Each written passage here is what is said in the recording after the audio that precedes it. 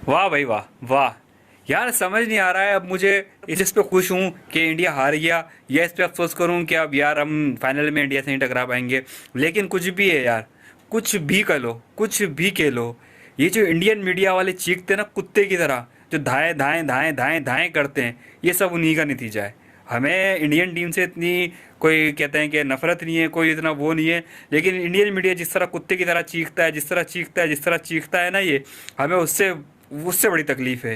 Indian team से कुछ नहीं है, और उसी के लिए भाई जो भी हुआ यार, क्या बोले, अच्छा नहीं हुआ, ऐसा नहीं होना चाहिए था।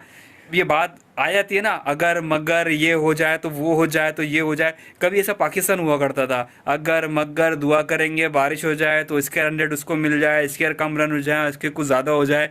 लेकिन अब ये सिचुएशन इंडिया के साथ है, इससे पहले भी इंडिया के साथ हुई थी, अब फिर दोबारा एशिया कप में इंडिया के साथ है। तो भाई इंडिया के लिए, इंडियन टीम के लिए बेस्ट विशेज़ है। आप दोबारा आए, हमसे फाइनल में खेलें, हम आपको दोबारा फाइनल में देखना चाहते हैं, अच्छा मुकाबला देखने को मिले। लेकिन ये तुम्हारा मीडिया है ना, बड़ा ही गंदा मीडिया है भाई, लानत है तुम्हारे मीडिया पर।